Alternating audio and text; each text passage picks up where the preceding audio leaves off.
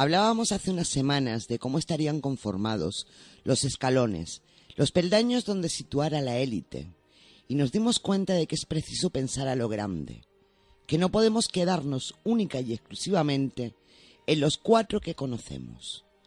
No podemos quedarnos en los políticos de turno de cada país, en el Bilderberg o en los masones, pues todos ellos estarían en los escalones más bajos de esa pirámide de poder. Serían meras marionetas en manos de los que están por encima de ellos.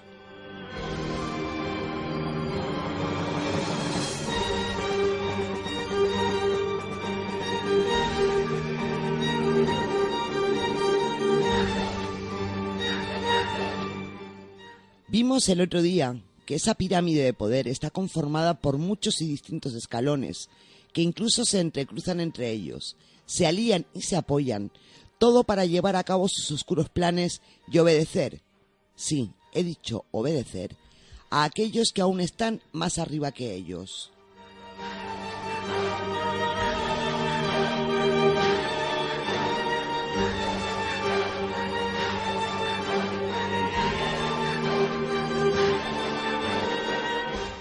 Es complicado ver cómo se reparten el pastel entre ellos. Es complicado entender cómo se alían y nos manipulan. Cómo, desde cualquier lugar del planeta, surgen esas extrañas alianzas para llevar a cabo los planes más mezquinos e incluso sanguinarios que podamos imaginar.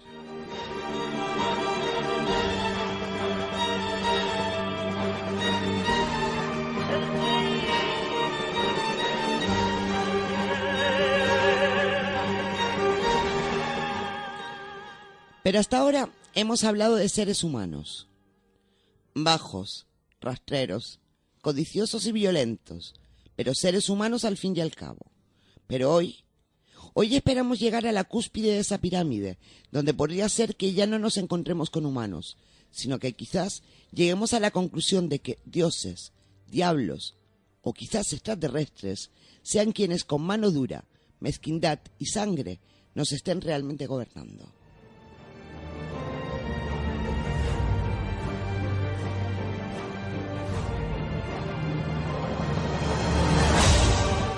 Solo les voy a poner un ejemplo de cómo algo de verdad puede haber en ello. Solo voy a nombrarles a un personaje que es el centro de uno de los libros sagrados que más creyentes han leído en la historia. Me estoy refiriendo a Yahvé, ese Dios del Antiguo Testamento, que con mano de hierro, con odio, afán de venganza y sangre, gobernaba al pueblo que fielmente y sin cuestionarse nada, lo seguía y adoraba. ¿Qué de verdad o mentira podría haber en todo eso? ¿Quiénes serían los depositarios de los mensajes de esos seres? ¿Quiénes conformarían los escalones más próximos a la cumbre de la pirámide? ¿Y cuál sería su papel en este juego? Es lo que vamos a intentar descubrir esta noche. Porque solo informándonos, alerta y despiertos, conseguiremos equilibrar la balanza a nuestro favor.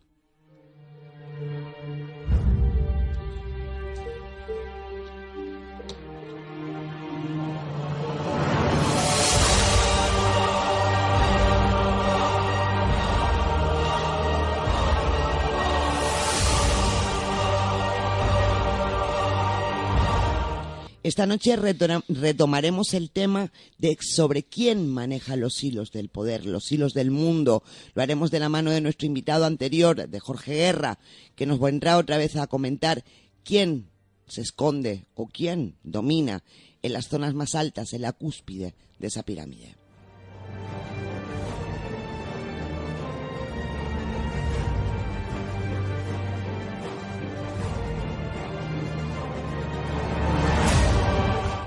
Jorge, buenas noches. Buenas noches. Buenas noches. Nos escuchas bien, ¿verdad? Sí.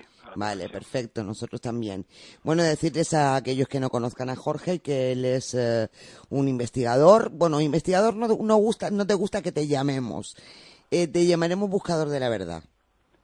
Sí, yo creo que es más adecuado. Un buscador de la verdad. Él tiene, además, es el administrador de la página de Lucas Blog y del blog El Gobierno en la Sombra. Porque es mucha gente la que ya nos ha preguntado, tanto por privado como en abierto, Jorge, que dónde publicas, que dónde te pueden encontrar, que dónde estás, para tenerte de alguna manera cerca y poder seguirte. O sea que bueno, estás teniendo bastante relevancia entre nuestros oyentes, cosa de la cual me alegro en el alma, sinceramente.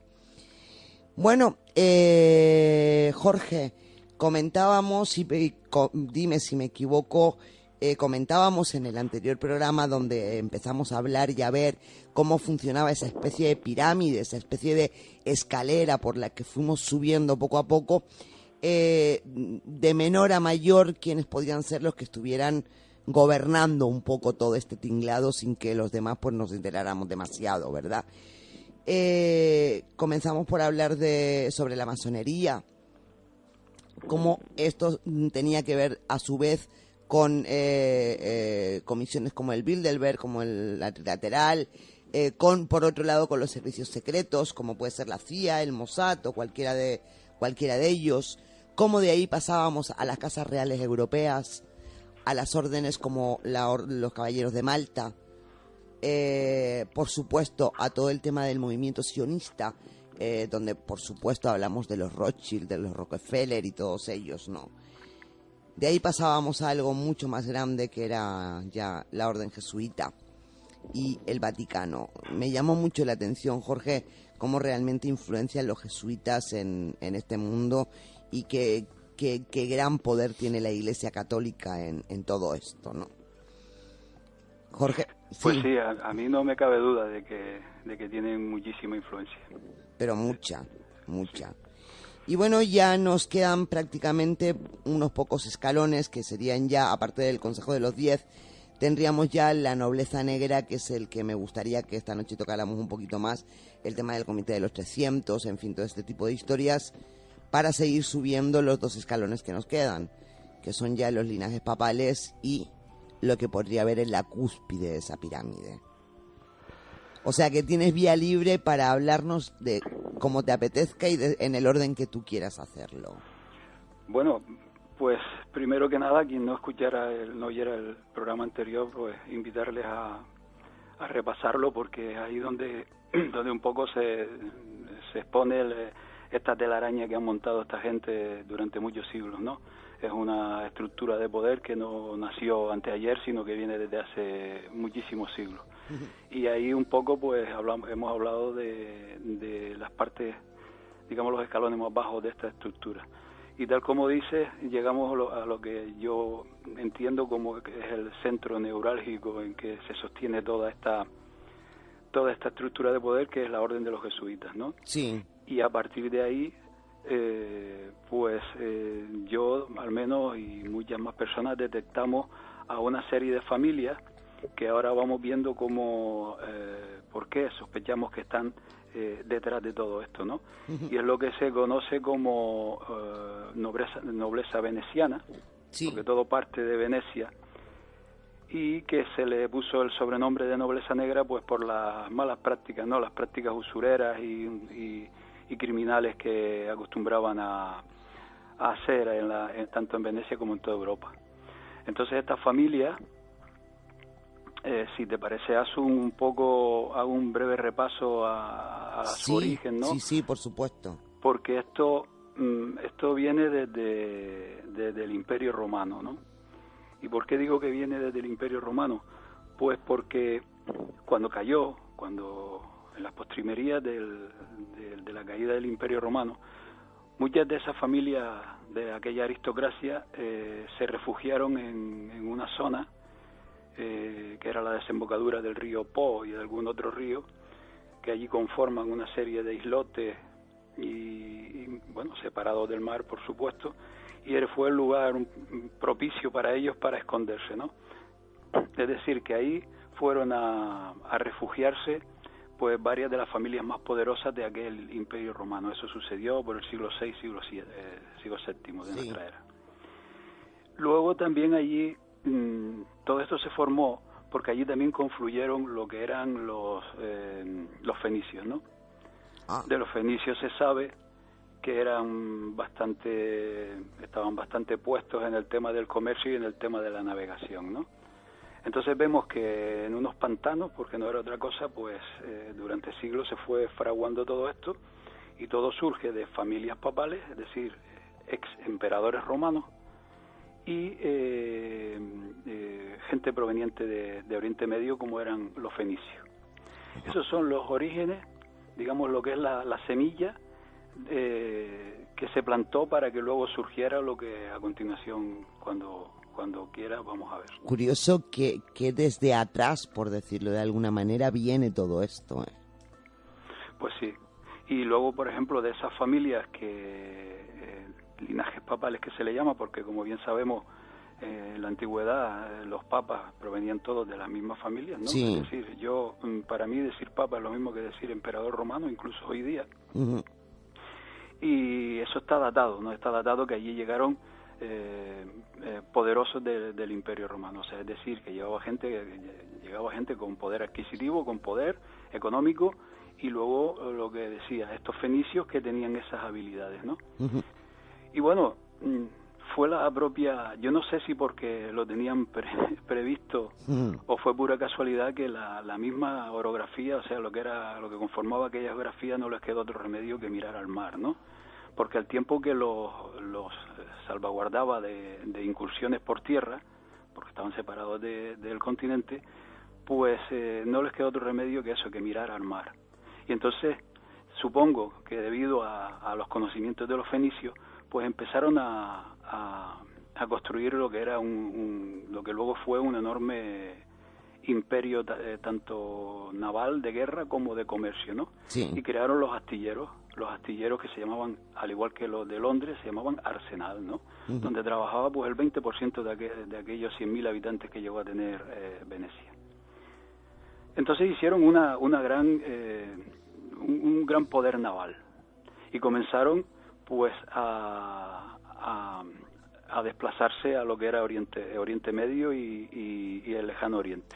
Claro, además, perdona Jorge, muy bien cimentado, porque lo primero que necesitaban era poder moverse. Sí.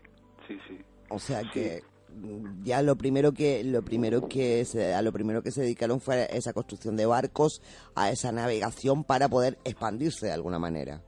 Sí, en realidad ellos nunca buscaban una expansión territorial. Esa fue una de las características de este imperio, de esta república de Venecia que se le llamaba, ¿no? Sí. Ellos nunca no fue su propósito expansión territorial, sino lo que era expandir su poder, su influencia, su ¿no? Influencia, sí. Sí. Sobre todo con el tema del comercio, pero con más historias, como veremos más adelante. Uh-huh. Bueno, entonces este comercio con Oriente, del cual traían las mejores sedas, ¿no? Para sobre todo la alta alcurnia europea y incluso para la población, traían especias y de paso pues también se ocupaban estos señores pues del tráfico de esclavos y de cualquier asunto que les proporcionara economía, ¿no? Uh-huh. Bueno, pues esto fue fraguando el hecho de que unas cuantas familias de aquella mezcla entre familias papales y fenicias pues se enriquecieran de una manera brutal, ¿no? Sí, muy grande. Se enriquecieron porque eran la entrada de aquella Europa, eran el principal potencia económica que luego distribuía lo que traía de Oriente por toda Europa, ¿no? Y así comenzaron a surgir lo que se conocen como los primeros banqueros. Es decir, lo que se conoce como la banca surgió, la banca más o menos que se puede entender hoy día, surgió en Venecia, ¿no?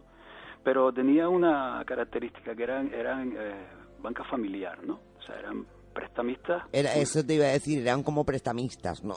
Sí, eran prestamistas, tipos muy ricos, pues que fueron los que montaron sus bancos. Luego también se ocuparon ya con este poder económico, se ocuparon de conceder préstamos al resto de Europa, a las casas, ya fuera casas reales, ya fuera cualquier señor feudal, y luego empezaron a detectar ciertos asuntos que les vendrían muy bien, como por ejemplo provocar guerras y financiar a ambos bandos, ¿no? Es decir, ellos creaban los conflictos, prácticamente todos los conflictos que hubo en Europa durante la Edad Media, ellos estaban presentes, ¿no? De una manera o de otra, si no era provocándolos, era haciendo que continuaran para seguir ganando dinero. Y bueno, la historia de la segunda mitad de la Edad Media y la nobleza veneciana van unidas una a otra, porque fueron ellos los que propiciaron todo lo ocurrido desde el año 1100 hasta los comienzos del Renacimiento. Fue esta nobleza negra veneciana. Ya. Espera, Jorge, Eduardo tiene una pregunta para ti. Hola, Jorge, buenas noches. Buenas noches, Eduardo. No es una pregunta, es un comentario por lo que por lo que acabas de decir. Es que extrapolándolo, estaríamos para mí has hecho una radiografía de lo que está sucediendo hoy en día. Es que yo estaba pensando lo mismo. Tú creas el conflicto y aunque tú no lo crees, o sea, vas a tener la suficiente habilidad como para ponerte en un bando o en otro, o en los dos, y tú vas a salir siempre ganando. Efectivamente, es que como yo mantengo que son los mismos, pues siguen haciendo las mismas prácticas, ¿no? Tanto en el tema de la banca como en el tema de la financiación de guerras y de generar conflictos, sí. Yo creo que surge de ahí porque precisamente pues son las mismas familias, ¿no? Ya. Bueno, pues este es el origen de la nobleza negra veneciana, ¿no? Sí. Familias poderosísimas. Pero bueno, este poder lo mantuvieron durante por lo menos 5 siglos. Eran las familias, tengamos presente que estamos ante los Rockefeller o los Rothschild de aquella época. O sea, los tipos más poderosos del mundo en esos tiempos estaban en la República de Venecia. Es decir, que no eran cualquiera, ¿no? Y estas familias ocurrió un hecho que para mí es clave, digamos que lo que ocurrió luego en todo el acontecer de lo que es la historia de Europa, ¿no? Porque tanto las familias estas venecianas como los linajes papales eran uña y carne, ¿no? Es decir, el Vaticano, lo que era el papado y Venecia eran prácticamente lo mismo, igual. Está datado sus simpatías y cómo manejaban el asunto entre ambos. Pero hubo una ruptura, y esto es clave, al menos a mi parecer, para entender todo lo que ocurrió después, ¿no? Sí.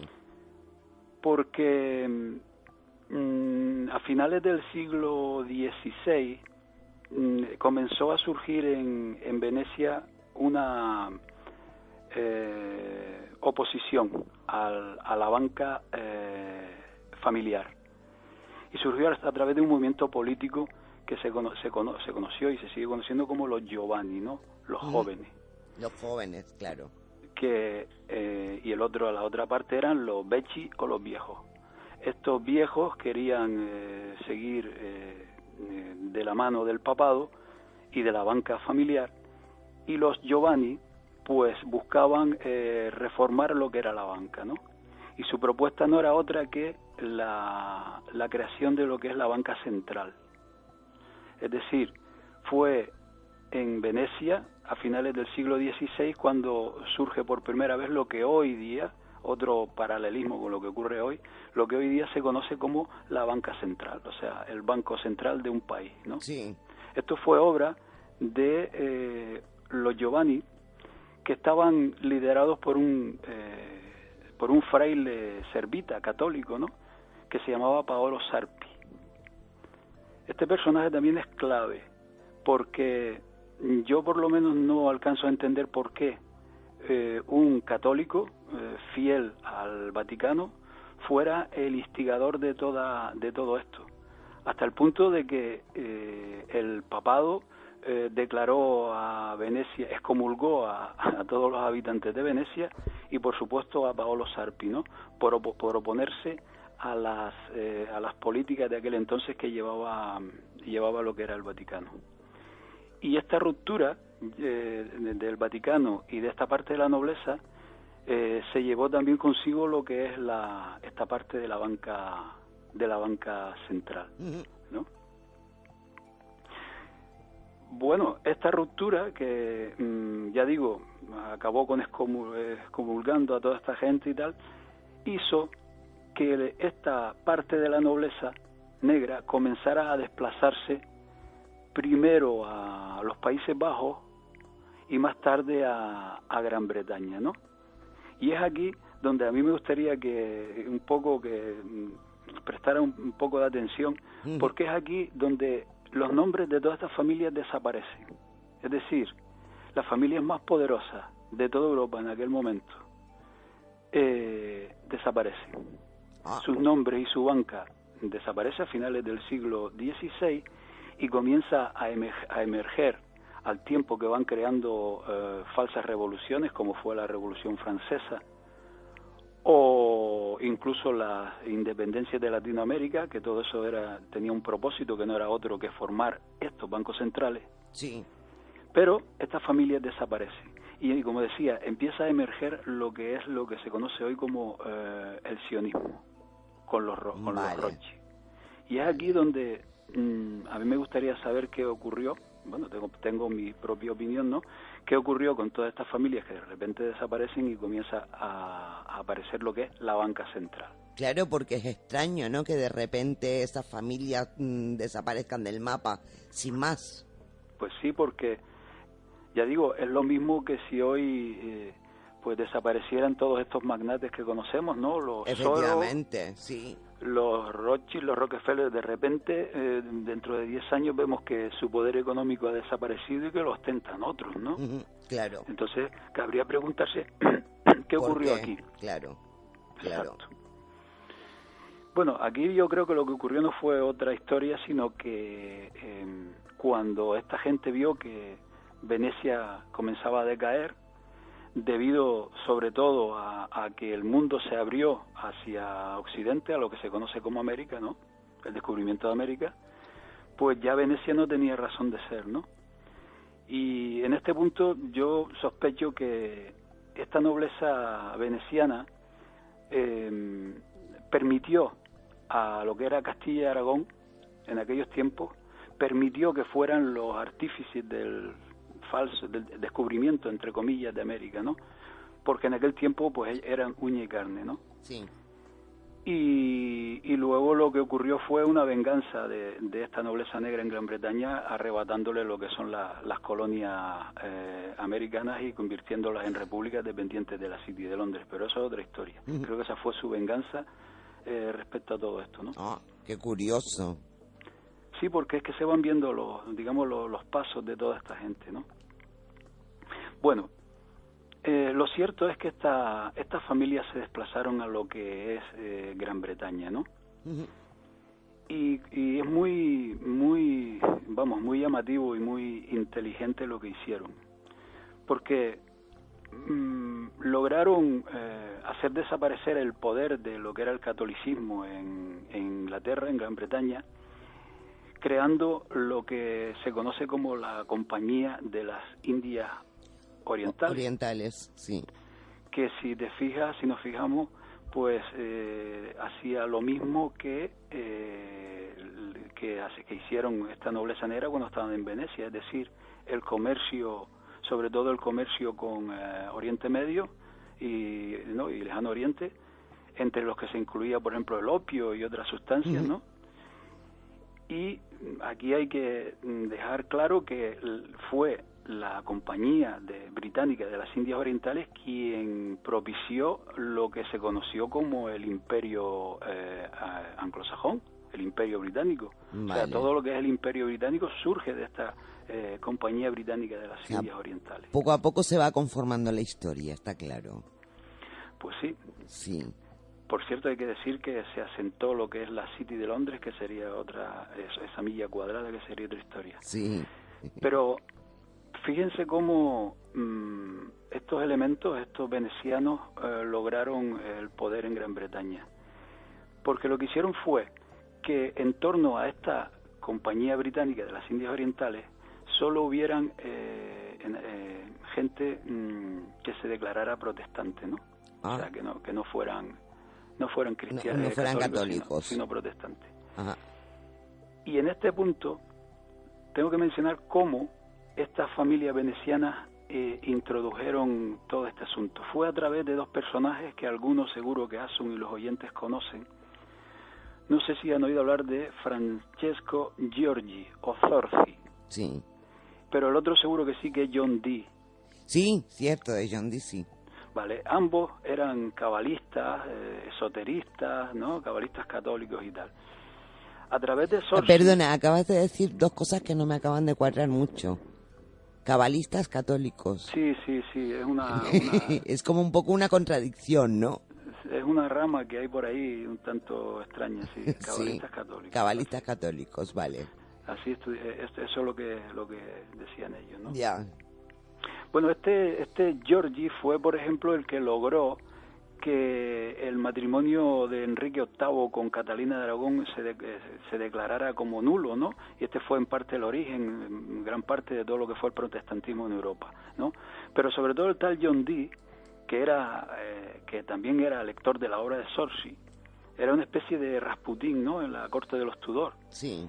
Y fue el continuador de Sorsi en lo que se refiere a la introducción en Gran Bretaña de todas las corrientes esotéricas, herméticas, cabalísticas, hebreas, ¿no?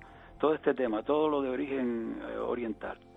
Y aquella reina Isabel, bajo la influencia de Dee, era una mujer extraña, frígida, asexual, ¿no? Incluso algunos aseguran que fue él quien impidió que tuviera descendencia, y así murió lo que es la dinastía de los Tudor. ¿Pero lo impidió de qué manera? Bueno, cuando leemos sobre este elemento, la verdad que es muy peculiar, ¿eh? ¿Pudo ser con algún tipo de artes mágicas? Hay por ahí historias de espejos y, bueno, en esos temas no he ahondado, pero hay otros... No, pero bueno, pero que iba por ahí, me refiero, es decir, sí. iba con relación a temas de magia, de brujería, de cosas por el estilo. A esto se dedicaba el tal John Dee, ¿no? Vale. Bueno, pues estos dos elementos fueron los que introdujeron lo que luego, digamos, ideas rosacruces y tal, y que fue lo que dio origen en Gran Bretaña a la famosa masonería. Ajá. Pero ¿qué hizo esta gente? Esta gente lo que hacía era que esta masonería fue infiltrándose en lo que era el personal, lo que surgió de la Compañía Británica de las Indias Orientales. Es decir, forjaron una clase media y burguesa, ¿no?, de corte protestante y manejada por la masonería. Es decir, en esa clase que surgía, clase poderosa, sin la masonería no eras nada. Entonces ahí comenzamos a entender por qué se utiliza la masonería y qué papel desempeñó la masonería en aquel entonces, ¿no? Cierto. Bueno, pues tenemos lo que es la nobleza negra veneciana, sin nombres que les representen, sin nombres en primera fila. Pues lo que hemos visto ha sido pues un traspaso de su riqueza a lo que es a Gran Bretaña y a todo el imperio anglosajón. A partir de ahí, lo que han hecho es fabricar repúblicas, ¿no? Desde la Revolución Francesa, de repúblicas tanto de corte demócrata cristiano o ya sea socialdemócrata, da igual, ¿no?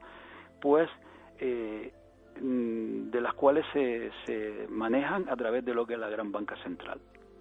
Así de fácil. O sea, esta nobleza negra, los tipos más poderosos de toda Europa, desaparecen sus nombres, pero sospecho que mantienen su poder a través de sus testaferros, que son estos sionistas que comenzaron a aparecer cuando ellos desaparecieron, y que manejan los países a través de lo que hoy vemos, la usura en la banca, los préstamos, el Banco Mundial, el Fondo Monetario Internacional, la Reserva Federal Americana, que es obra de ellos.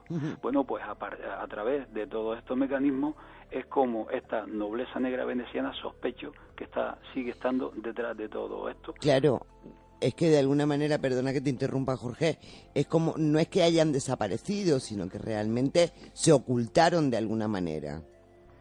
Yo creo que sí, porque... ¿Por qué crees que pudieron ocultarse en un momento determinado? Pues, sobre todo, pienso que por un cambio de estrategia, ¿no? Eso es lo que parece, ¿no? Pensaron en ese momento que lo adecuado no era aquella banca, había otras maneras de controlar los países, y era, además uno de ellos lo dijo, denme el control del dinero, que da igual quién gobierne, ¿no? Ya. Tal vez lo vieron desde aquella época y y detectaron cómo controlar los países, la economía de los países a través de la banca central. Ya. Y hoy día no solo a través de la banca central, sino a través de toda la banca privada, por supuesto, que también siguen controlándolo también todo. cuenta, claro. Hacia donde pueden ir los flujos de dinero es donde pueda desarrollarse un país o cualquier interés concreto, ¿no? Por supuesto. Vale, pues puedes seguir, pero es que me llamó la atención, ¿no? Pues eso, ya tenemos este traspaso que hubo de lo que era Venecia hacia lo que es el mundo occidental de hoy día, porque el imperio anglosajón, lo que es Gran Bretaña, Estados Unidos, pues son hoy día lo que controla el mundo, ¿no? Y es desde estos organismos que están en Estados Unidos o en estos países de la Europa del Norte desde donde se maneja toda la banca. Durante esta época también hubo bastantes temas interesantes que hablar, porque no solo se restableció el derecho romano, sino que se hizo la ley del mar y todos estos temas que lo que fueron, qué casualidad, la ley del mar coincide con su forma de ganar dinero, ¿no? Que era lo que era la navegación hacia Oriente, ¿no? Uh-huh. Bueno, llegados aquí, pues yo lo que puedo hacer es invitar a los oyentes a que investiguen sobre unos cuantos nombres que puedo ir dando, ¿no? Porque cuando se indaga más en cualquiera de estos, pues lo que descubrimos es un poder impresionante que no sale. Si tiene que salir en alguna revista, sale en alguna revista del corazón porque alguno de ellos se casa o algo de eso, ¿no? Ya, pero si no, poco se sabe de ellos, ¿no? Absolutamente nada se sabe de esta gente, y esta gente está manejando todo esto detrás, porque es imposible que hayan perdido todo el poder que tenían de la noche a la mañana, ¿no? Esto a mí no me cabe. De alguna manera hay algún tipo de firma o acuerdo o lo que sea que hace que estos tipos sean los accionistas o lo que fuera, y sus testaferros sean los Rockefeller, los Rothschild, los Walbur, todos estos. Es decir, que toda esta gente realmente serían testaferros de otros. Yo creo que sí. Que mucha gente piensa, no, los Rothschild y los Rockefeller es lo más, es realmente quienes tienen el poder. Pero parece ser, según tus investigaciones y según lo que tú has ido viendo, que detrás de esta gente hay alguien más todavía. Yo creo que sí. Y las causas, bueno, fíjate, por ejemplo, que sabemos que los Rockefeller, los Rothschild son los guardianes del tesoro papal. Y claro, uno se pregunta cómo es posible que un supuesto judío sean guardianes del tesoro papal, ¿no? Sí. Bueno, por ahí a finales del siglo XVIII o principios del XIX hubo una no sé cómo se llama, cómo se denomina, no sé si bula o cómo se llama, un edicto papal o cómo se llame, en el que impedía a los creyentes practicar la usura, ¿no? Y claro, si lo que es el cristianismo se le impide practicar la usura, pues bueno, tal vez estos señores dirían, bueno, como nosotros también supuestamente somos cristianos, tampoco la vamos a ejercer, y lo que hacemos es que, pues bueno, que nuestra usura, lo que nosotros robamos, pues que lo lleven a efecto los judíos, que sí, a ellos no les preocupa el tema de la usura. Tal vez sea esta una de las causas, pero esto me parece demasiado infantil y yo no me lo creo. Yo más bien creo que lo hicieron para, en algún momento puntual de la historia próxima, de un futuro muy próximo, culparles de todos los males del mundo, ¿no? Uh-huh. Oye, Jorge, has dicho que muchos de estos que están por encima, los que de verdad están por encima, aparecen muy pocas veces, ya sea en actos sociales y demás, pero prácticamente casi ni se dejan ver. Pero ¿quiénes son? Bueno, nombres. Sí, nombres hay muchísimos. No recuerdo si en el último programa dimos unos pocos, ¿no? Sí, me parece que sí, pero muy pocos. Los más importantes son, podemos dar nombres, ¿no? Por ejemplo, hay una familia que procede de Castilla, que son los Borgia, ¿no? Sí. Pero después hay otra que son los Breakspeare. Esta familia cuando se indaga, podemos comprobar que tienen bastante poder en la parte sur de Asia, hasta donde yo he llegado, porque esto es impresionante, esto es algo para... O sea, hasta Asia. Esta familia Brixpir tienen poder sobre todo en el sur de Asia. O sea, están instaladas familias de origen veneciano, que si se indaga en sus antepasados, nos remontamos a emperadores romanos casi siempre, ¿no? Y esta gente pues tiene poder en Asia del Sur, ¿no? Otra familia son los Somaglia. Esas familias también he indagado un poco y bueno, lo que son propiedades y títulos y tal es algo... y las ramificaciones que tienen es inmenso, ¿no? Y nunca aparecen por ningún lado.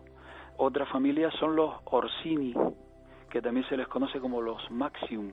Esta también se le detecta el origen desde los emperadores romanos. Es decir, que salieron de Roma, estuvieron en Venecia y ahora pues están, vaya usted a saber dónde, ¿no? Ya. Pero están ahí detrás. Otra familia más, los Conti, los Chigi, están los Farneses sí son muy conocidos. Por decir una curiosidad, la casa, lo que es el Palacio de los Farneses, es un inmenso palacio. Sí. Es exactamente igual al Pentágono norteamericano, ¿no? Efectivamente, sí. Detalles de ese tipo, ¿no? Después están los Medici, que estos creo que ya... Ya nos suenan a todos un poco más. Ya nos suena un poco más, pero al mismo tiempo me parece que esta gente dejó de tener descendencia ya por el siglo XVIII, pero a saber a quién fue a parar toda su inmensa fortuna, ¿no? Muchos dicen que los Rothschild provienen de estos Medici, ¿no? Pero yo por lo menos no lo tengo... No lo tienes claro. No lo tengo claro, ¿no? Más familias, pues, no sé, los Gaetani o Caetani, están los Panfili, está la Casa del Este, que está muy implantada en la Europa nórdica, están los Aldobrandini, los Borghese, los Pallavicini. Sí, creo que a Eduardo le suena.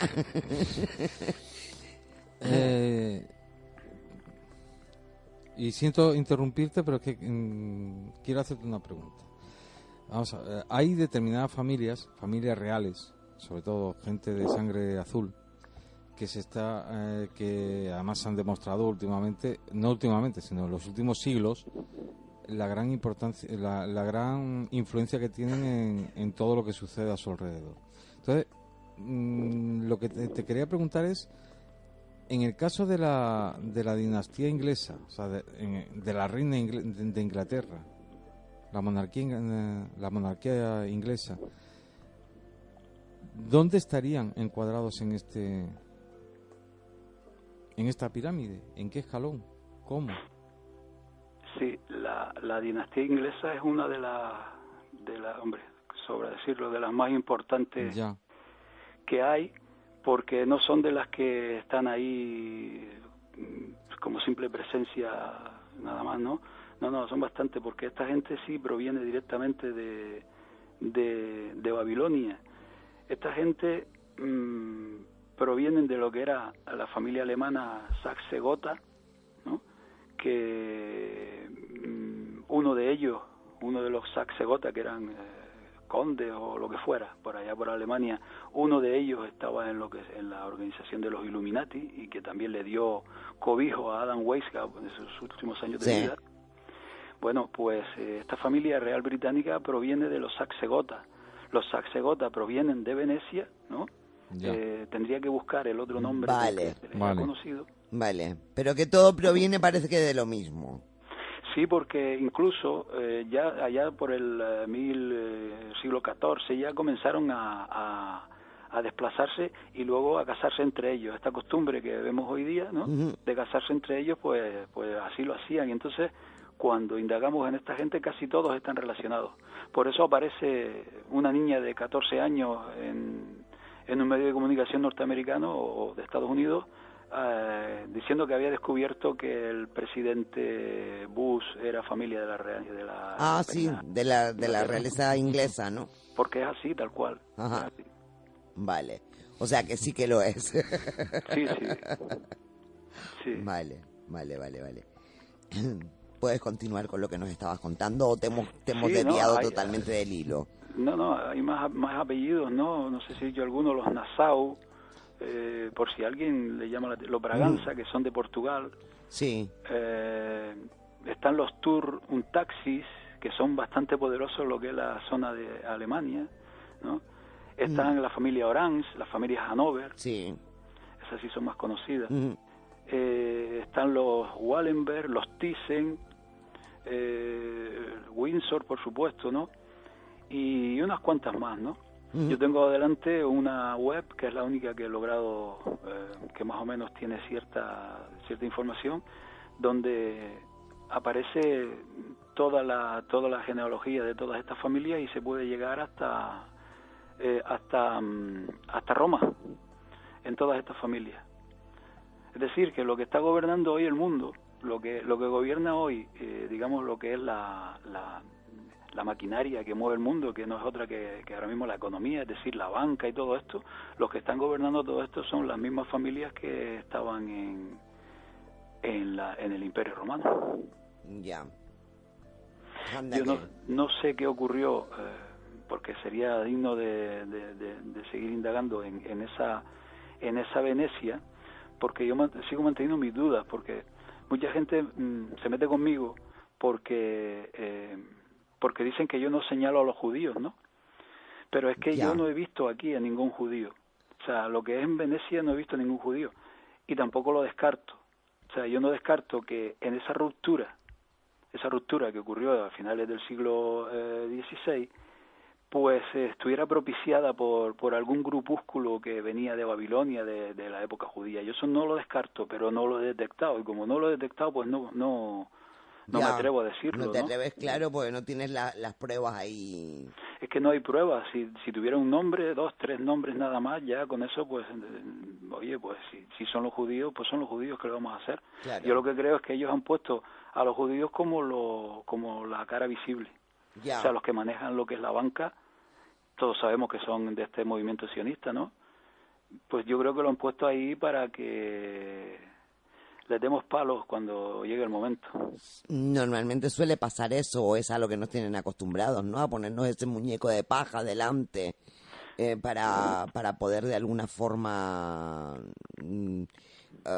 eso, poder apalearlos con tranquilidad, ¿no? Mientras los demás están en otro sitio. Sí, y además que hay que tener presente que estos jesuitas, ¿no? Quien haya indagado en este tema o haya escuchado algunos programas, pues estos jesuitas tienen por costumbre culpar a los judíos de todo, ¿no? Una de sus principales estrategias es culpar al judío. Siempre, o sea, a lo largo de la historia. Y en los textos por ahí que hay extraños sin autoría, que no se conoce su autoría y tal, y que luego han tenido mucha influencia, pues en el trasfondo de todo siempre aparece el judío como culpable, ¿no? Esto ya tiene que ver con profecías bíblicas y tal, eso sería otra historia que sería largo de hablar, ¿no? Ya, claro. Vale, seguimos con esa pirámide, Jorge, ¿dónde nos encontramos ahora? Bueno, yo hasta hace un tiempo ponía por encima de lo que era la nobleza negra los linajes papales, pero yo he llegado a la conclusión de que son lo mismo, o sea que al final son lo mismo. Hay investigadores que hablan de un club denominado de los 300, ¿no? Sí.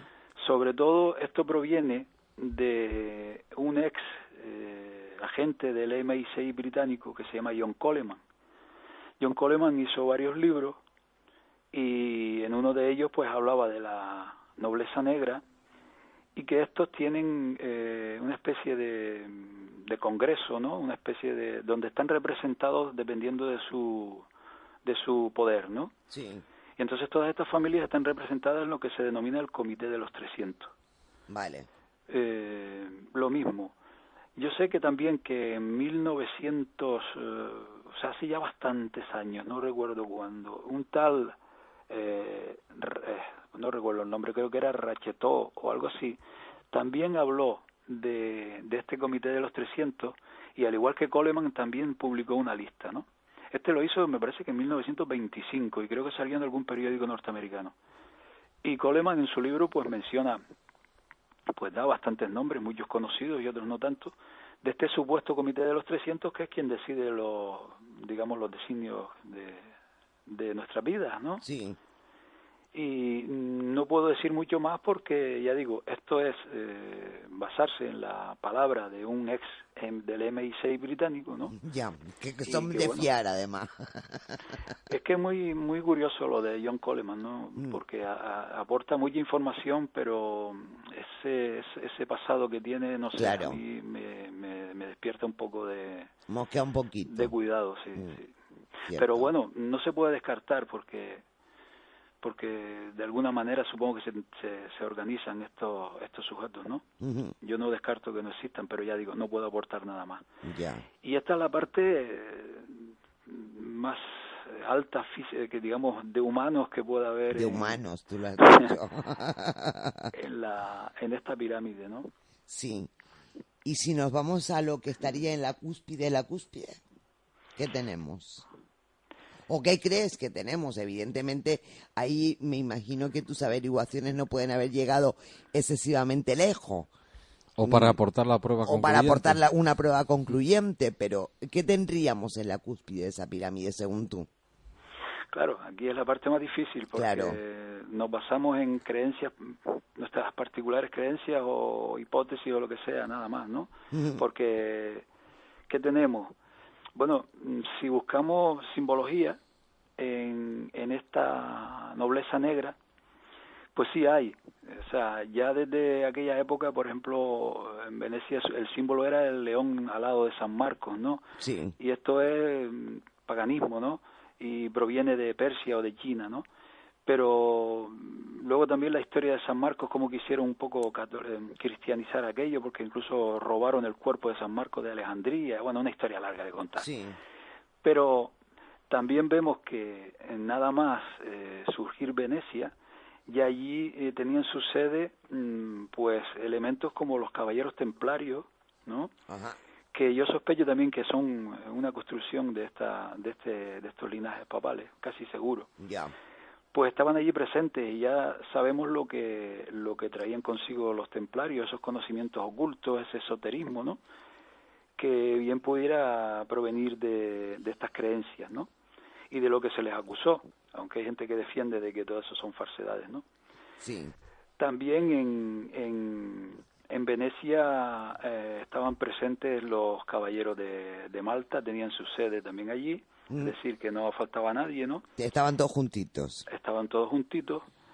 Y luego, lo más que a mí por lo menos me llama la atención es lo que intentaba recalcar antes, de cómo introdujeron la masonería en Gran Bretaña a través de elementos como John Dee y Sorcy, que era esoterismo puro, ¿no? Sí. O sea, conocimientos ocultos, antiguos, ¿no? Sí. Que parece que manejaba esta gente, porque el tal Sorcy era veneciano, pertenecía a familias venecianas, ¿no? Y John Dee fue enviado por todas estas familias, o sea que este conocimiento lo tienen, o lo tenían, ¿no? Uh-huh. Y luego otra cosa, que es lo que a mí me hace creer que ellos, pues que por encima de ellos hay algo, ¿no? Por ejemplo, si nos fijamos en el logotipo de los jesuitas, vemos que tiene un sol negro, se llama el sol negro, con 33 rayos, ¿no? Ese sol es el culto a Saturno. El sol negro es Saturno es Baal es Yahvé. Vaya. ¿No? Esto por una parte. Y por otra parte también tienen otro símbolo que tienen, son los 3 clavos que se ven ahí, que es la 6ª letra del alfabeto hebreo, es decir, 666, 3 clavos, 666, ¿no? Uh-huh. Todo lo que es la simbología de los jesuitas, que por cierto es una creación de esta nobleza negra, ya lo hemos dicho varias veces. Ya. Pues que quede bien claro. Que quede bien claro. Y que también, por otra parte, impulsaron lo que era el movimiento protestante, o sea, ambos bandos, ¿no? Sí, efectivamente. Eso se me olvidó decirlo, y que a partir de ahí pues surgieron todos los jaleos que hubo en Europa, ¿no? Bueno, pues hablando de esto, pues vemos simbología, y lo que más me llama a mí, me induce a pensar que sí, que esta gente se conecta con algo, es, por ejemplo, lo que está ocurriendo hoy día. Hoy día está de actualidad por ejemplo, los correos estos de Clinton y Obama y de Podesta y todos estos elementos, ¿no? O los famosos casos en Europa de pederastia y todo este tipo de prácticas que tienen relación con algún tipo de creencias, ¿no? Sí. Y eso es lo que me hace creer a mí que estos elementos pues adoran a algún ser, algún ente que hay por ahí arriba, que Sí. bueno, podemos hablarlo. Sí, no, vamos a ver, es que te iba a preguntar efectivamente, ¿tú crees que, porque últimamente se habla muchísimo en redes sociales e incluso en algunos medios oficiales también, el tema de la pederastia, el tema de ese tráfico de niños sobre todo, y de cómo pueden estar acabando en algún tipo de ritual? La gente los tacha de satánicos, pero no sabemos si simplemente son satánicos o hay algo más ahí detrás. O Claro, se le da el genérico de satánicos porque exactamente no se sabe qué es. Sí, claro, se le da el genérico de satánico, pues si nos basamos en que lo que es el cristianismo reconoce la existencia de un ser malvado que denominan Satanás, ¿no? Uh-huh. O sea, desde ese punto, vale, se le denomina satánico. Pero cuando antes hablábamos de saber qué hay más arriba, pues es que yo lo que pienso es que esta gente también ha sido engañada, ¿no?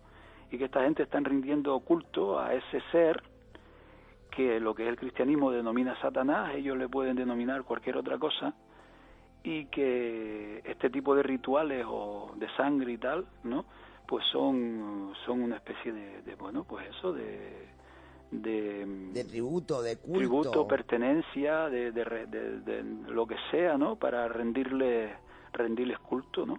Y esto es antiquísimo, o sea, que esto viene de Babilonia, ¿no? Sí. Y está incrustado en todo lo que es, sobre todo el tema de la realeza, pero ya estamos viendo que no es en la realeza, sino en todo lo que es las altas esferas del poder, ¿no? Por supuesto. Entonces por supuesto. ahí podemos, yo por lo menos lo que pienso es que esta gente adoran a ese tal Yahvé, ¿no? Que para mí es un tipo un ser o lo que sea, pues que mantiene engañados a un grupúsculo de gente también, que son ellos, ¿no? Les han prometido lo que le habrá prometido, lo que sea, y que ese ser, a mi particular parecer, es el que tiene sometido al planeta Tierra, de alguna manera, y es lo que yo sospecho, lo que yo pienso que está por arriba de todo esto. Pero bueno, también hay otras interpretaciones, hay decenas de interpretaciones, ¿no? Porque, no sé, por ejemplo, los gnósticos hablan de Demiurgo, ¿no? De ese ser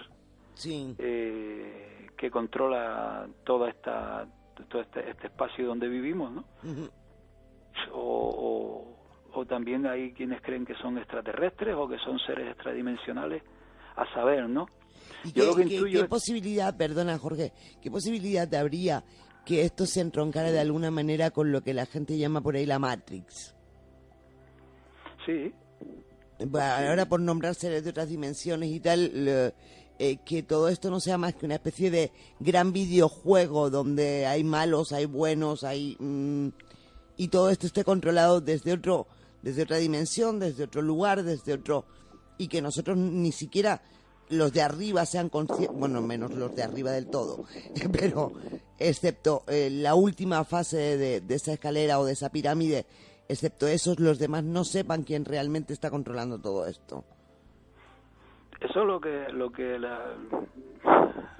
no sé, a mí me invita a pensar eso, ¿no? O sea, yo me inclino a creer que es así, ¿no? Un ser o un grupo de entes de otro mundo, llámese extradimensionales o como se les quiera llamar, pues que en un momento de nuestra historia pues se adueñó del planeta, o tal vez sean los mismos seres que controlaron civilizaciones antediluvianas, ¿no? Porque bastantes indicios hay de que hubo civilizaciones antediluvianas, que sean los mismos grupúsculos los que se hicieron con el poder desde el principio, ¿no? A la gente que sobrevivió o lo que fuera, y que incluso yo veo la posibilidad de que a una parte de la población pues también la manipularan genéticamente, ¿no? Ya. O sea, entonces, que sí, espérate, porque Eduardo creo que te quiere decir algo. Quería preguntarte una cosa. Pregunta, comentario. ¿Han nombrado antes a Yahvé? Yo estoy totalmente de acuerdo. Yo soy el primero, porque además soy un enamorado del tema de la Biblia y el tema del cristianismo y demás. Soy el primero en decir que Yahvé, como tal y como se nos presenta en la Biblia, es un ser cruel, sin sentimientos y todos los adjetivos que se le quiera dar. Pero no hasta el extremo de que en torno a Yahvé se pueda crear, al menos en mi opinión, se puedan crear determinados movimientos que, por ejemplo, terminen con temas de pederastia o de rituales sangrientos, ya sea con niños o con adultos, que son muchos de los parámetros que se están manejando en determinadas historias que están circulando desde hace ya bastante tiempo, o que al menos por los medios, tal como circula la información últimamente, que afortunadamente circula más rápido, tenemos más conocimiento de ellos. A mí no me cuadra que estos casos puedan estar enlazados con movimientos que tengan, por ejemplo, como a Yahvé como referencia. ¿No te cuadra? No. ¿Por qué? Temas de pederastia. ¿Vinculada a Yahvé? Sí. Yo no lo sé, yo no lo recuerdo. No, vamos a ver, yo no te digo que saliera en la Biblia algo relacionado con eso. A lo que voy es a que con ese carácter violento, sangriento, caprichoso, no me extrañaría. No sé, Jorge, ¿qué opinas tú de esto? Sí, pero aún así, con todo ese carácter que ya lo he dicho, o sea, que para mí para mí el Yahvé, y que me perdonen los católicos tradicionales y los que creen, como nos dijo Benedicto XVI, que la Biblia es íntegramente palabra de Dios desde el principio hasta el final. Uh-huh. Yo digo que tururú, ya. En mi opinión. Vale. Fuera de eso, fuera de que Yahvé sea un ser tal como se plantea en la Biblia, sea sangriento, sea un ser que sí te fomenta todos tus peores instintos. Yo no creo que en la inspiración de esa figura, por muy sangrienta que sea, hoy en día se puedan estar movimientos determinados, o sea, movimientos que además encima son los que están manejando determinados hilos de este planeta, uh-huh, haciendo determinados rituales que no sé para qué les sirven, que es la siguiente pregunta que te iba a hacer, Jorge. ¿Para qué? O sea, no me puedo creer que sea en torno a Yahvé el tema de la pederastia. El tema de la pederastia o el tema de rituales de sangre. De sangre. Pues si Yahvé era un dios sangriento y pedía sangre a su pueblo. Sí, pero no de la manera que estamos hablando ahora. Es diferente. No sé, Jorge, te tenemos apartado. Puedes entrar si quieres en esta. Sí, porque la pregunta es para ti. Hombre, Eduardo, no lo sé. No lo sé, no tengo pruebas. Lo que sí podemos es aportar pues más posibilidades, ¿no? Por ejemplo, el mismo cristianismo reconoce la existencia de demonios, ¿no? Lo que es también el gnosticismo conoce la existencia de arcontes. Lo que son otras creencias reconocen la existencia de ciertos entes, ¿no? Pues que merodean por aquí y que se aprovechan del ganado, ¿no? En cualquier momento, sí. si nosotros somos el ganado y tenemos un pastor, ¿no? Un pastor no con muy buenas prácticas, pues al pastor poco le preocupa que no sé, que unas cuantas cabezas de ganado pues tengan alguna garrapata pegada, por decir algo. No quiero decir que estos seres muy bien pudieran interactuar sin que le preocupe a quien controla todo esto, y tal vez sea a seres de este tipo, a entes de este tipo, a quien rinden pleitesía a esta gente. Yo no lo sé, ya digo, todo esto es cuestión de elucubrar un poco, ¿no? Pero hay muchísimas creencias y textos antiguos, por ejemplo, el mismo textos Vedas hablan de este demiurgo y de estos seres que merodean y que se aprovechan de los seres humanos y tal, ¿no? Ahí sería meternos en un mundo que solo sería, digamos, aportar hipótesis, no es más, ¿no? Yo no puedo asegurar que sea este tal Yahvé, por supuesto que no. Y mi siguiente pregunta. Y dentro de todo este conglomerado. Sí, conglomerado, dentro de este potaje. No, es que además potaje es demasiado bueno. Sí. ¿Qué crees tú? O sea, ¿cuál es tu opinión? O sea, ¿qué puede originar que cuando llegas a determinado nivel de poder, a determinado nivel de control, a determinado nivel de de sentirte poco menos o sea, poco menos no, o sea, de sentirte realmente lo que eres, o sea, eres uno de los que estás teniendo uno de esos hilos que está manejando este mundo? ¿Qué es lo que te puede incitar a tener determinado, no sé, a tener, es que la palabra placer me parece demasiado bestia, pero bueno, a conseguir determinadas satisfacciones con temas como rituales satánicos, pero no has pensado como temas de pederastia, porque son historias que se repiten. Ojo, salvo que estas repeticiones no se estén dando en el último escalón, que es lo que yo estoy interpretando, que según va subiendo esto se va acrecentando. Bueno, hay que tener presente, por ejemplo, varios detalles, ¿no? Pero por ejemplo uno es que lo que es el judaísmo talmúdico ve muy bien lo que es el tema de la pedofilia. Eso por una parte, y por eso entonces pudiera ser una enfermedad que viene de muy antiguo, ¿no? Eso por una parte, pero por otra parte yo lo que veo es que, o intuyo, ¿no? Es que a ver, hay unos cuantos señores que conocen todo este asunto, ¿no? Y necesitan de otras personas que ya están un poco acercándose a lo que es la masonería o cualquier organización de este tipo, y en cierto momento la necesitan y ellos le ofrecen la manera de entrar en ese otro mundo, en el mundo del poder y de absoluto, ¿no? Y a cambio pues les ofrecen ese pacto de sangre, ¿no? Que no están obligados a hacerlo, sino que yo creo que sopesan en ese momento su vida y saben que incluso si se niegan pueden no terminar bien, y entonces aceptan dar ese paso. Eso es lo que yo sospecho que sea en algunos casos. Y en otros casos, por ejemplo, Friedrich Springmeier, que hizo este libro de los 13 linajes de sangre Illuminati, aunque yo no le llamaría Illuminati, pero bueno, él habla de que estas familias a sus hijos ya desde muy pequeños pues les aplican incluso traumas de diversa índole, ¿no? Para ir endureciéndolos, ¿no? En estos temas y acostumbrándolos a este tipo de prácticas desde muy pequeños, ya sea como pacientes o en un futuro como los que la lleven a cabo, ¿no?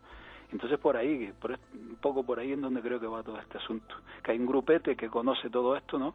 Un grupo que maneja todos estos temas, donde incluso puede haber asuntos de energía de algún tipo, de contacto de algún tipo, ¿no? Es que ya me has dicho la palabra. No, es que la siguiente pregunta que yo te iba a hacer era esa. O sea, bueno, y para conseguir qué, salvo que aquí se esté generando un tipo de energía que ellos no tengan ningún tipo de escrúpulos en utilizar estos medios para conseguirlo. Hay un libro que mi mala memoria no me hace que no me acuerde ahora, pero es muy antiguo, y creo que es no estoy seguro si es un de estos apócrifo, un evangelio apócrifo. No estoy muy seguro, no me acuerdo el libro, ¿no? Que habla de cómo esos dioses cuando le ofrecían el primer sacrificio de sangre después del diluvio, dice que iban como moscas a la sangre, ¿no? Sí. Claro, ahí si nos ponemos a pensar un poco a pensar en este episodio, pues lo que la conclusión podría ser que claro, estaban pendientes de que le dieran de comer y bajaron hambrientos a ese banquete, ¿no? Porque eso figura ahí en ese evangelio, ¿no? Es una pena, no me acuerdo. A ver, por aquí tenemos oyentes que están apuntando que, por ejemplo, los cananeos hacían sacrificios en las montañas. El Antiguo Testamento menciona que sacrificaban niños al cruel dios Moloch. Los fenicios sacrificaban animales, pero también hombres y niños a Baal y a Astarte. O sea que el tema del sacrificio de seres humanos y de incluso de niños no es una cosa que ahora se haya puesto de moda, sino que de alguna manera esos dioses o siempre lo han demandado o desde siempre se ha hecho, no solamente ya desde las religiones. Me refiero a las religiones conformadas a día de hoy. Antes, sí. Esto viene desde Babilonia, Egipto y toda esa época, sí. Efectivamente. Por eso tiene que haber un nexo común en todo esto, porque ya vemos cómo ha perdurado durante todos estos siglos, ¿no? Sí. Y yo veo el nexo común en estas familias, en estos grupetes que están en el poder. Claro. De alguna manera lo han venido manteniendo y utilizando sobre todo, ¿no? Utilizando para su propósito, para atraer personal y para tenerlos atrapados. Sí, de alguna manera. Vamos a ver, pero yo también le veo otra posibilidad, y es que no solamente que se genere esa energía negativa de la que pueden nutrirse tanto esos grupitos como los que están arriba, sino que también muchas veces son los mismos dioses quienes ordenan esos sacrificios de alguna manera, simplemente como una forma de veneración. Sí, a saber si todo este derramamiento de sangre en tanta guerra, ¿no?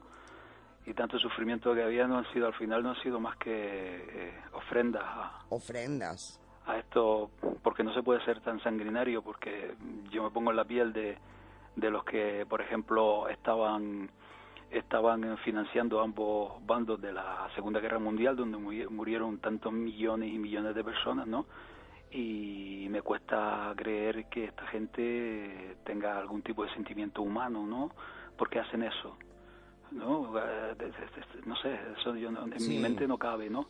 No cabe, porque un asesinato puntual vale algo de la vida, pero que tú diseñes la muerte de millones y millones de personas y no tienes conciencia, eso no queda nunca. No sé, tiene que ser por algo más, ¿no? Y no es solo el dinero, yo creo que hay algo más. Sí, por supuesto.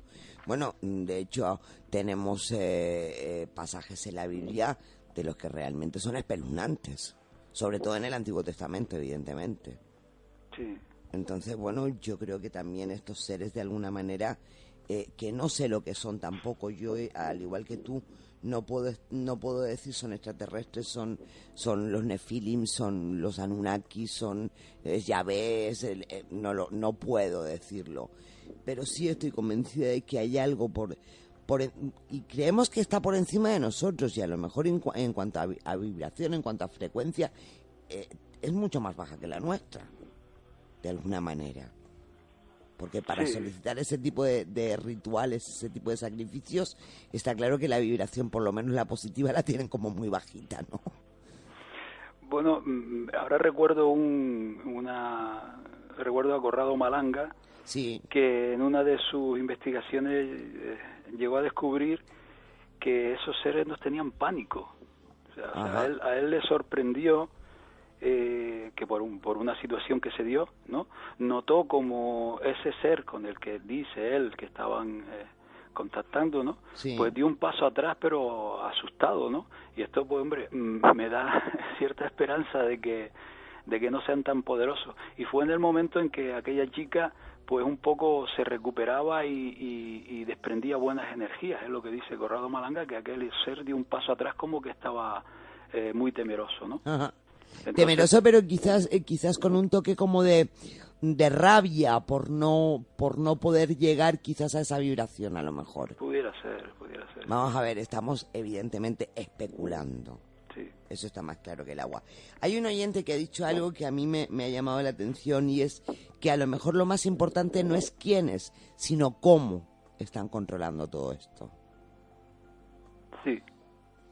Bueno, por eso yo muchas veces digo que el dinero no es lo importante para ellos, sino es el control. ¿Cómo lo están controlando?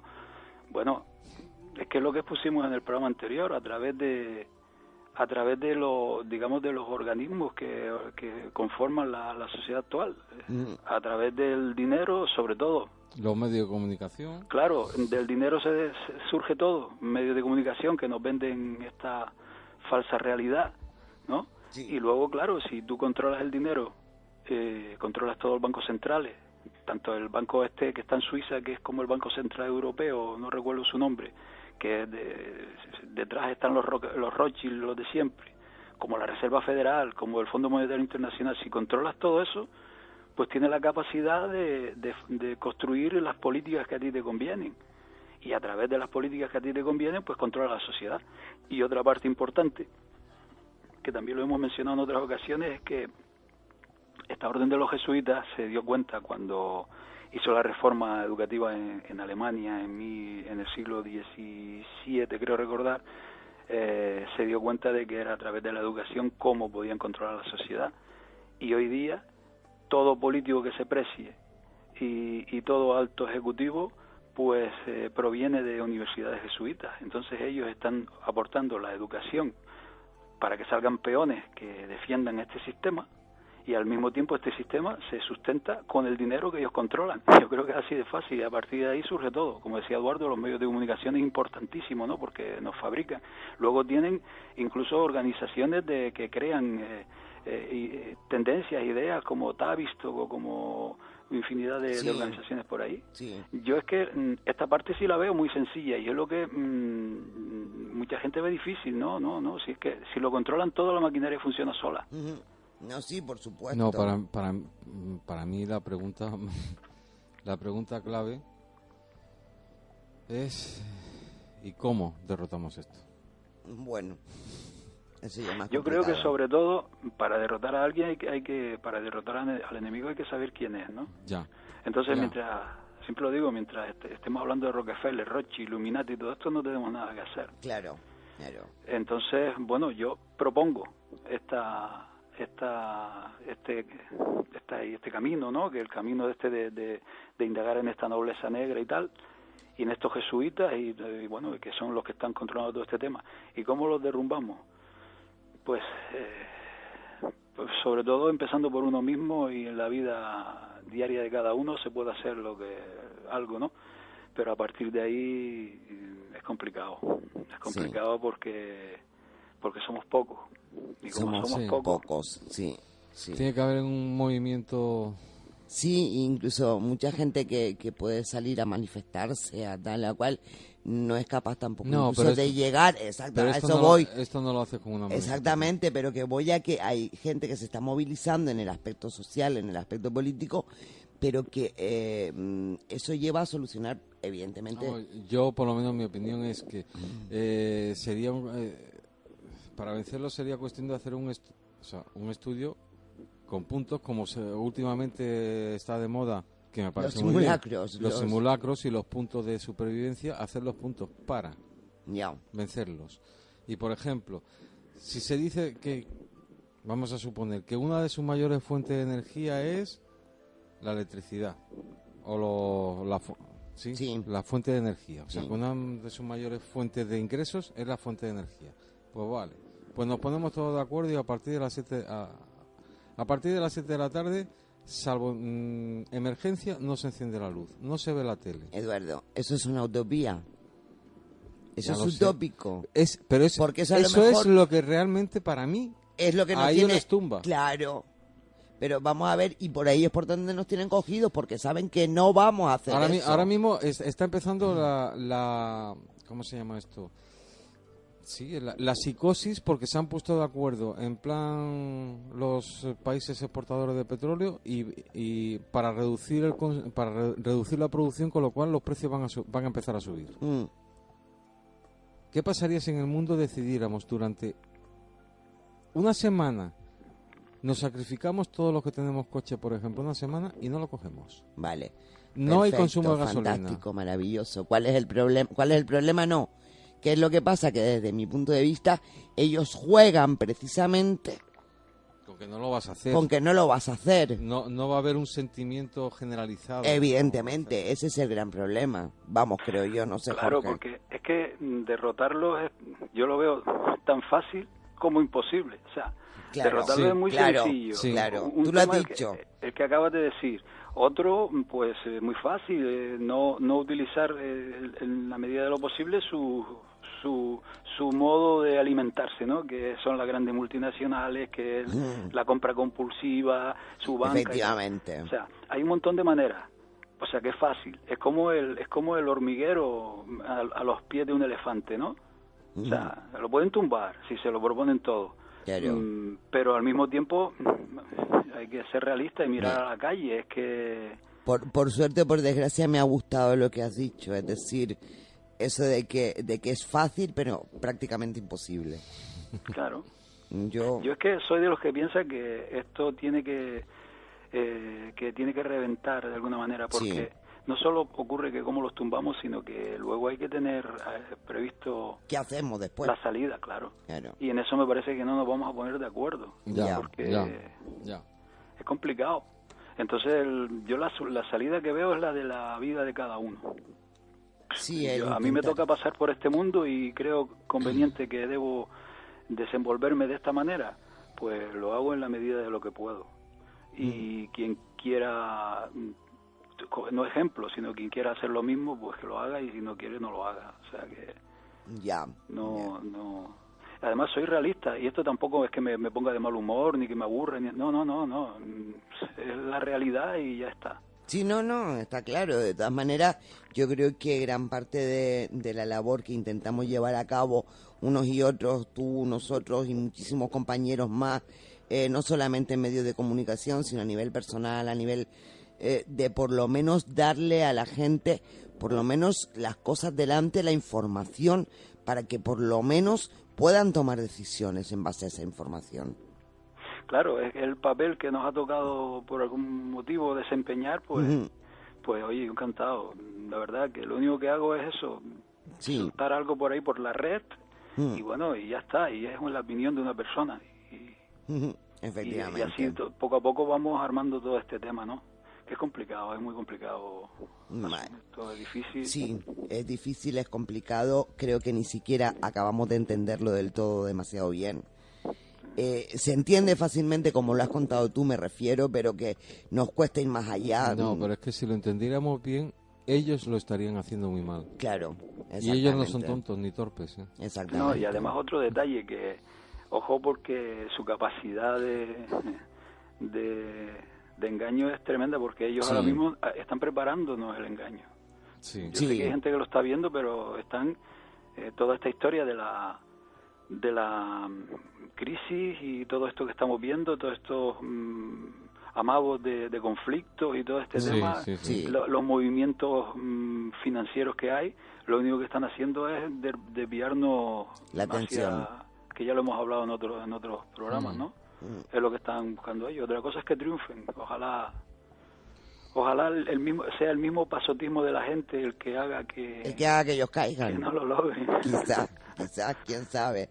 Quizás todavía tenemos alguna baza en la mano y no nos hemos dado cuenta, no somos conscientes del todo. Quizás podría ser eso. Bueno, pues como siempre ocurre cuando uno está con Jorge Guerra, se nos ha ido el tiempo volando totalmente, prácticamente no nos queda tiempo. Así es que, Jorge, una vez más tenemos que darte muchísimas gracias por haber estado esta noche con nosotros. Interesantísimo, como siempre, por lo menos desde nuestro punto de vista, tu aportación. Y bueno, esperamos seguir contando contigo, por supuesto, para muchísimas otras cosas y muchos otros programas. Bueno, pues gracias a ti, Asun, y a Eduardo por dejarme este espacio. Yo encantado. Vale. Para todos aquellos que quieran saberlo, Jorge Guerra, administrador de Arucas Blog y del Gobierno en la Sombra, blogspot.com también, para todos aquellos que lo quieran seguir o quieran preguntarle cosas en un momento determinado. Jorge, te repito, muchísimas gracias y buenas noches, un abrazo inmenso. Bueno, un abrazo a todos. Venga, hasta pronto. Hasta luego. Pues Eduardo, creo que hasta aquí ha llegado el programa de hoy. No sé si quieres comentar algo de lo que nos ha estado contando Jorge. No, bueno, desgraciadamente ha llegado el final del programa. A mí es uno de esos programas que sí me hubiera gustado seguir. Ya. No hay tiempo. No hay tiempo. Porque yo creo que la solución la tenemos nosotros y no nos damos cuenta.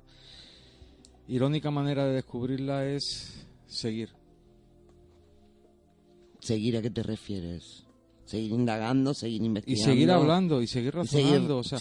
Y como se suele decir, lluvia de ideas. O guerra de ideas. Tormenta de ideas. Tormenta de ideas. Tormenta de ideas, sí. Sí, quizás el muchos pensando a la vez, quizás demos con algo. Ellos llevarán mucho tiempo. A mí no me cabe ninguna duda de que están. Sí, Ellos. ellos. Llevarán mucho tiempo. Pero ellos no han creado esto. Y si no lo han creado, pueden ser derrotados. O sea, me gusta también esa parte. Me gusta. Bueno, veremos qué ocurre. Lo que sí es verdad que a nosotros que nos ha derrotado en estos momentos el tiempo. Estamos totalmente derrotados por él. No quedan sino prácticamente casi segundos, como quien dice, de programa. Así es que no tengo más remedio que, Eduardo, darte las gracias una noche más por haber compartido este rato de radio con nosotros. Y como siempre ha sido un placer. Y como no, darle las gracias a todos ustedes. Me despido diciéndoles lo mismo de siempre, que no nos crean a nosotros. Que busquen, que indaguen, que se documenten, que lean y que a partir de ahí saquen ustedes sus propias conclusiones.